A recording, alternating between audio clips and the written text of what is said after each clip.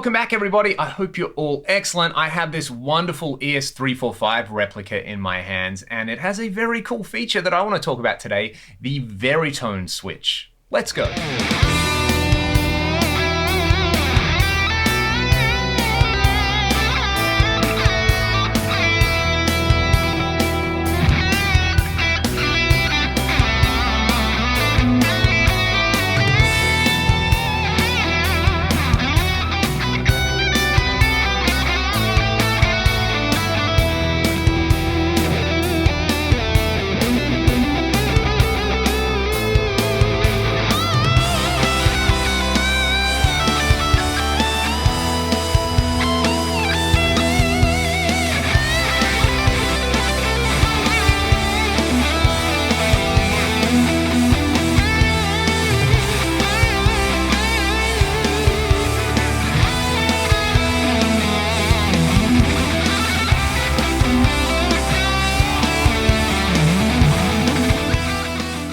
So what does a Veritone do that something like a guitar tone control doesn't do? Well, let's start by talking about what a tone control does and what makes it up. A tone control is attached to something called a potentiometer, which is a variable resistor.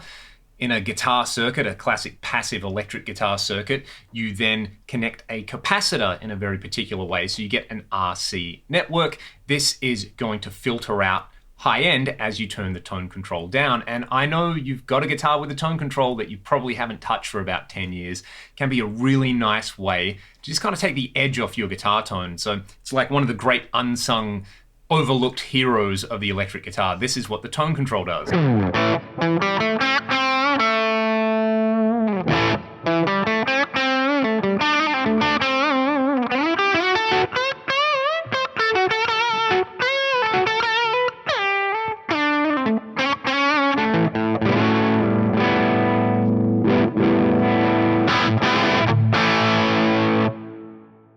A lot of people might say that that makes the sound creamier. Some people really don't like it because all they do is turn it all the way up or all the way off, and you go from those two extremes. But the Veritone is a different concept, and it actually creates a different type of filter to the type of filter we get from a guitar tone control, because it uses a choke or an inductor in the circuit. So we don't just have an RC network anymore, we have an LCR network in there. It kind of sounds like a candy bar or something like that. But what this does is it creates notch filtering. So the different presets, with the first preset being bypass, so I guess it's not really doing anything, you're gonna have different notches with different center frequencies on the tone. Let's just have a listen to what it does. I'll stay on the bridge pickup with the same sound.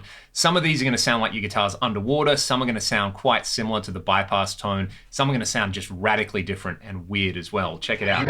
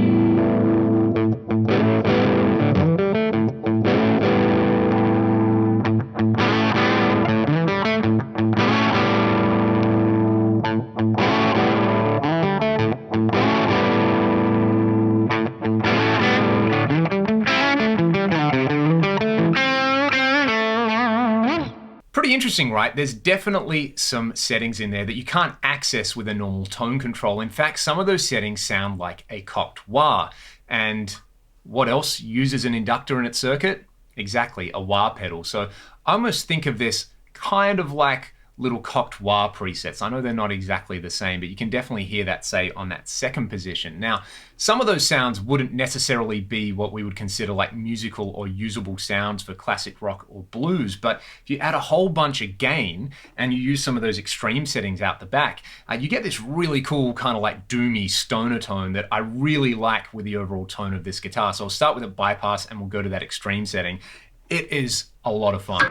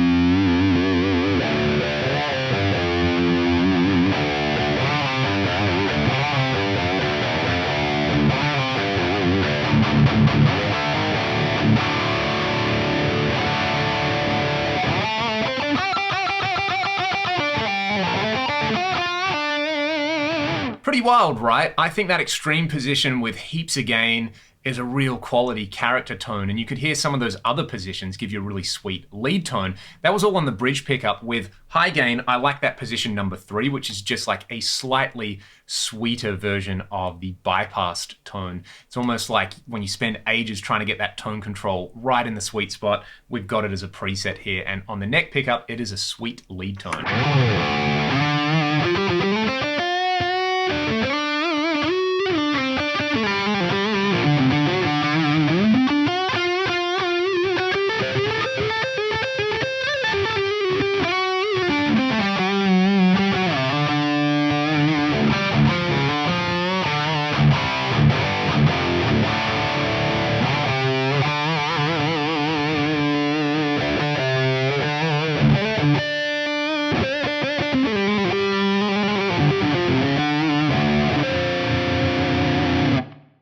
If you go to number 4, it's almost like Michael Schenker in a box. It gives you that perfect cocked wah thing with high gain. So that's kind of what a Veritone does, and that's what it does with high gain. I mean, a lot of the time, this is just associated with the ES345, and I guess with B.B. King and Freddie King, and the really cool old blues stuff, and maybe a little bit of classic rock, but it is super cool as a kind of doom stoner guitar, or for just thick high gain leads as well.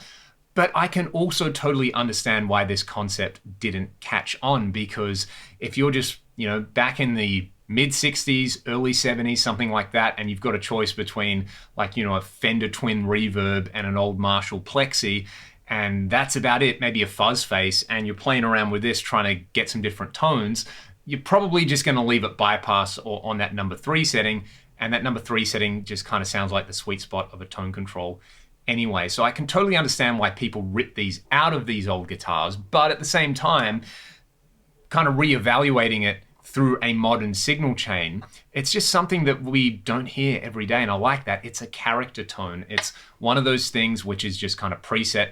It does what it does, and it's so outside of our expectation that it's cool. It's not like, oh yeah, well that obviously just sounds like I've turned down the volume, or it obviously sounds like I've added a fuzz box. It's one of those like what is going on that extreme position? I never hear a guitar like that. So yeah, that's the Veritone. That's why I like it. What do you think? Which of those tones did you prefer? Is this something you've got on one of your guitars? And I should probably add as well, I have seen people mount this in a stomp box, and I think that would probably definitely be the modern way to go about this. They're relatively inexpensive to buy. You could just get like a little pedal enclosure, add some jacks, and you don't have to hack into your guitar and do a bunch of rewiring. Just have it in a pedal. It's kind of got its own thing going on. Let me know what you think, and I'll just play you out with some more filthy riffs on this extreme position, because hey, that's why we're here, for the tone.